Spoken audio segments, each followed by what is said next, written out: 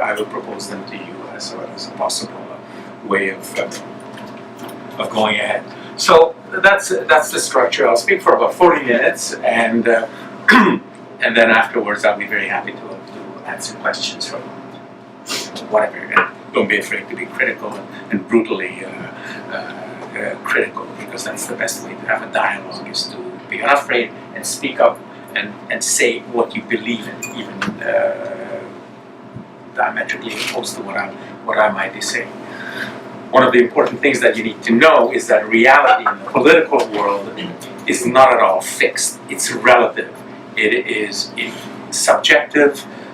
The whole function of politics has been created more than 2,500 years ago as a consequence of this phenomenon that reality is diverse. It's like the picture at the end of a kaleidoscope.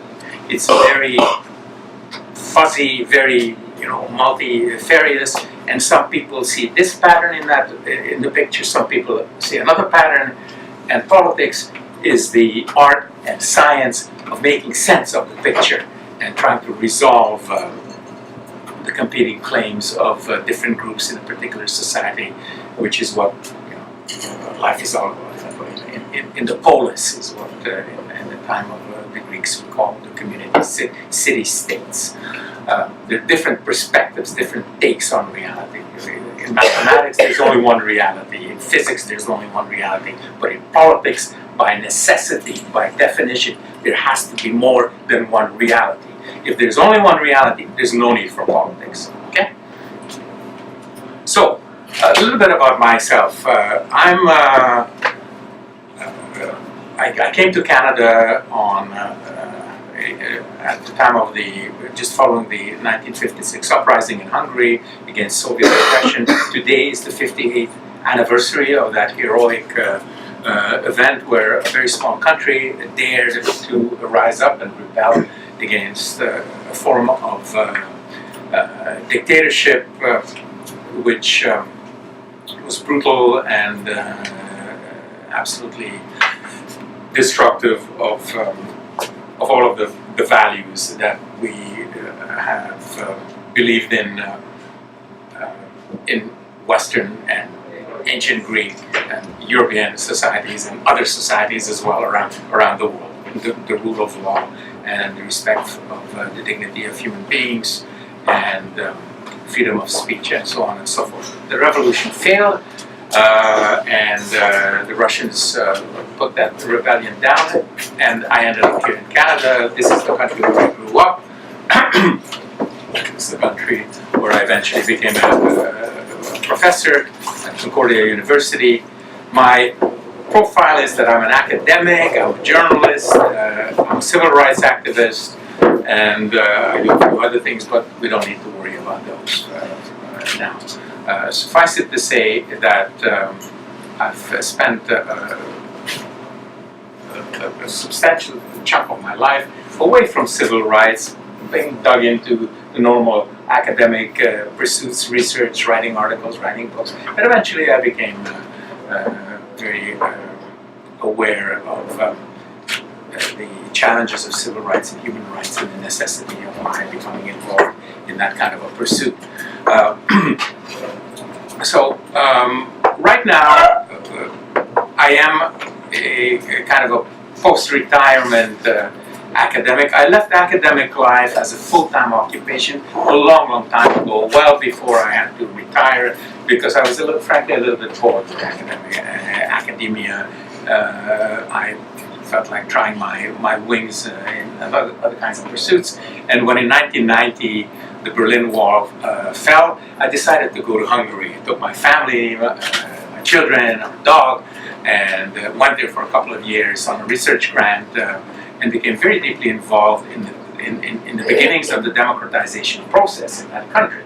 I kept close contact with dissidents in Hungary prior to 1990. A lot of my very close friends were warriors against communism in Hungary. I considered myself one of those. I've written books, articles, spoke up in the local Hungarian community about the necessity of fighting communism. So I went back and I went back to Hungary in 1990, very enthusiastic about the new horizons that are coming. And I was a strong believer that the democracies that were going to emerge in Eastern Europe will be a little bit different from the democracies that we see here. Because people over there have suffered from communism, have gone through the terrible 40 years in the case of Hungary, and they will have been wiser in some way. They will have learned from those experiences, and they will build a democracy that is going to be beautiful, that's going to be unusual, that is going to be mindful of oppression, very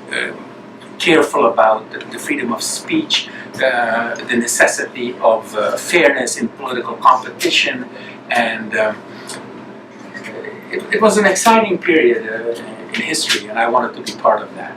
I spent almost 20 years in Hungary, oftentimes back and forth. I kept my residence here, I kept coming back, lecturing, going back, so on and so forth.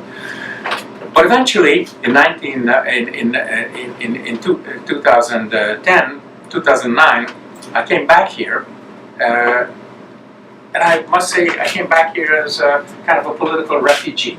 I reached a decision that I have to leave from there for various reasons. One, because I started to get lots of death threats because of my publications, articles that I wrote in the mass media in Hungary, because of the obvious anger that my writing has raised within the political party that's in power right now. When they were in power first time between 1998 and 2002, I wrote an article very nicely critiquing the government that it should do something different.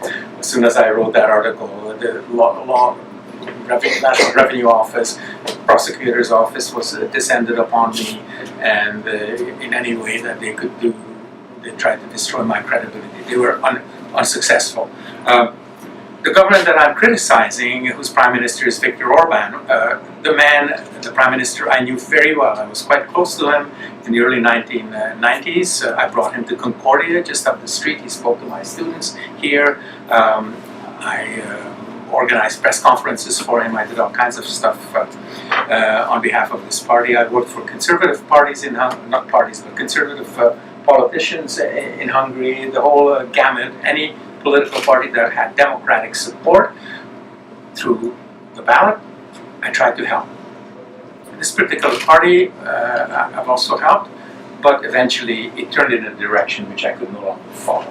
And I became quite critical, and as a consequence of my growing criticism in Canada, and here in Montreal and in Canada, I have a civil rights organization that I've put together called the Canadian-Hungarian Democratic Charter, which is not involved about changing politics in Hungary, but keeping Canada safe from the kind of political practice that is exercised over there. What we're trying to do is to make sure that the purveyors of anti-democratic views, the purveyors of views that run counter to the rule of law, do not expand their views in this particular country. I have an allegiance to Canada. Canada accepted my family here, gave us safe haven, and I'm committed to making sure that the kind of nonsense that's going on in Hungary is not going to happen here.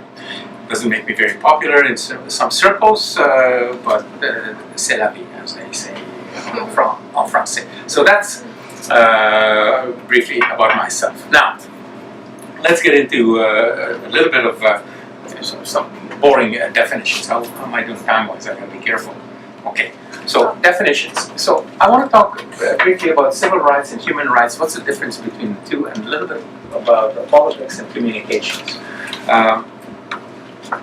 Human rights and civil rights are often used interchangeably. The thing that you need to know is that human rights is a broader category